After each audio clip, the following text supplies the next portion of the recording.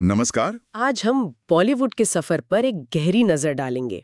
इसके इतिहास से लेकर आज तक हमारे पास जो जानकारी है वो एक दस्तावेज बॉलीवुड इतिहास से वर्तमान तक पर आधारित है। बिल्कुल, हमारा मकसद है बॉलीवुड की कहानी के जो अहम पड़ाव हैं, इसकी खासियतें और आज की जो चुनौतियां हैं, उनको समझना है।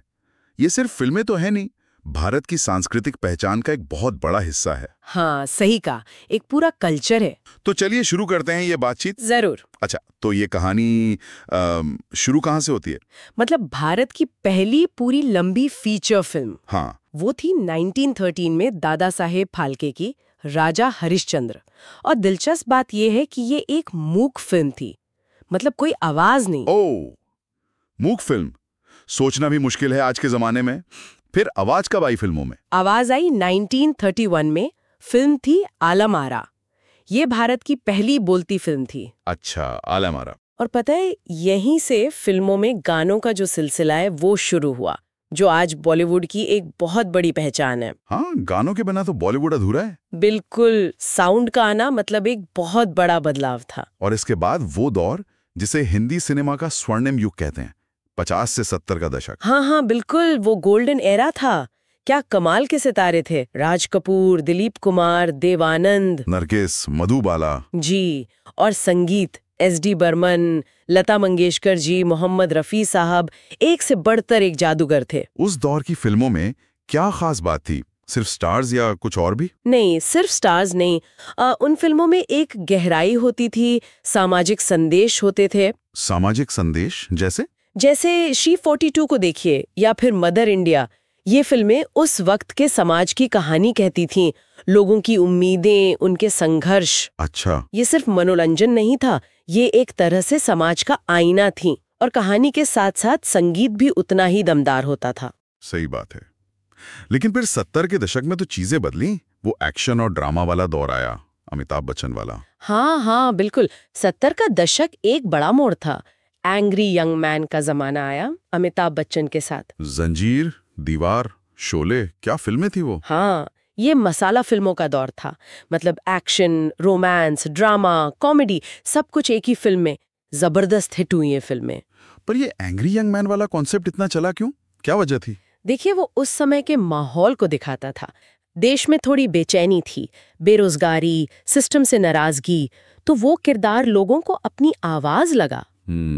पर्दे पर वो गुस्सा, वो विद्रोह कहीं ना कहीं आम आदमी से कनेक्ट कर गया। और मनोरंजन तो भरपूर था ही। फिर 90s में एकदम से पासा पलटा, रोमांस ही रोमांस। शाहरुख, सलमान, आमिर। बिल्कुल, 3 खान का दौर। दिलवाले दुल्हनिया ले जाएंगे, हम आपके हैं कौन, कुछ कुछ होता है। ऐसी फिल्में जिन्होंने प्यार और परिवार को सेलिब्रेट किया। हाँ, वो तो मतलब पूरी पीढ़ी उन फिल्मों को देखकर बड़ी हुई है। सही कहा। शायद वो उदारीकरण के बाद का बदलावा माहौल था। मध्यम वर्ग की उम्मीदें थीं जो इन कहानियों में दिखीं। और संगीत भी बदला। संगीत में कौन थे उस टाइम? आनंद मिलिंद, नदीम श्रवण जैसे संगीतकार छाए हुए थे। उदित नारायण, अलका याग्निक की आवाजें हर तरफ थीं। और फिर आता है आज का दौर, मतलब 2010 के बाद का बॉलीवुड। यहाँ क्या नया हो रहा है? आज का दौर काफी मिला जुला है। एक तरफ तो कंटेंट पर बहुत ज्यादा ध्यान दिया जा रहा है। कंटेंट इज किंग जैसे कहते हैं। हाँ, कुछ वैसा ही। गली बॉय, अंधाधुन, 3 इडियट्स, बधाई हो जैसी फिल्में बनी। अलग अलग विषय, रियलिस्टिक कहानी कहने का चलन बढ़ा है। नए एक्टर्स भी आए हैं, रणबीर कपूर, रणवीर सिंह, आलिया भट्ट। जी। और दूसरी तरफ OTT प्लेटफॉर्म्स आ गए हैं, नेटफ्लिक्स, अमेज़न प्राइम वगैरह। हाँ, OTT ने तो बहुत कुछ बदल दिया है। बिल्कुल। इससे मेकर्स को नए तरह के प्रयोग करने का मौका मिला है। दर्शक भी अब ज्यादा मैच्योर हैं। उन्हें सिर्फ स्टारडम नहीं, अच्छी कहानी चाहिए। तो अब हर तरह की फिल्में चल रही हैं, छोटे बजट वाली भी, बड़े बजट वाली भी। हाँ, यही इंटरेस्टिंग है। देखिए, आर्टिकल 15 या दृश्यम 2 जैसी कम बजट की कंटेंट वाली फिल्में भी हिट हो रही हैं। और पठान या टाइगर 3 जैसी बड़े बजट की एक्शन फिल्में भी जबरदस्त चल रही हैं। विविधता बढ़ गई है। तो अगर आज बॉलीवुड की पहचान बतानी हो तो क्या कहेंगे? गाने डांस तो हैं ही। हाँ, गाने डांस तो हैं ही। वो बॉलीवुड का DNA है। साथ में मसाला एंटरटेनमेंट, फैशन ट्रेंड सेट करना। और अब तो इसकी पहचान पूरी दुनिया में है, ग्लोबल पहचान बन गई है। लेकिन कुछ चुनौतियां भी होंगी। निश्चय ही, सब कुछ बढ़िया तो नहीं चल रहा होगा। चुनौतियां तो हैं, बिल्कुल हैं। एक तो देखिए दक्षिण भारत की फिल्में KGF, RRR, पुष्पा जैसे हिंदी बेल्ट में भी बहुत पॉपुलर हो रही हैं। वो एक बड़ा कंपटीशन है। हाँ, ये तो मैंने भी नोटिस किया है। फिर OTT पे इतना सारा ग्लोबल कंटेंट है, उससे भी मुकाबला करना है। और कभी-कभी स्क्रिप्ट की क्वालिटी पर भी सवाल उठते हैं कि कहानियों में नयापन नहीं है।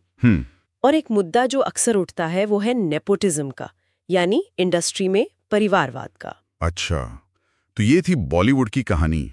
मतलब मूक फिल्मों से लेकर आज के इस दौर तक कितना कुछ बदल गया है। हाँ, और ये बदलाव अभी भी जारी है। बॉलीवुड लगातार इवॉल्व हो रहा है। अब तो अंतर्राष्ट्रीय स्तर पर भी कोलैबोरेशन हो रहे हैं। सही कहा। इस पूरी बातचीत के बाद मेरे मन में एक सवाल आ रहा है कि भविष्य में बॉलीवुड का रूप कैसा होगा, खासकर तब जब दर्शकों के पास आज इतने सारे अलग-अलग तरह के कंटेंट के ऑप्शन मौजूद हैं। ये सोचने वाली बात है। बिल्कुल, ये सवाल बहुत अहम है और इसका जवाब शायद हमें आने वाले वक्त में ही मिलेगा।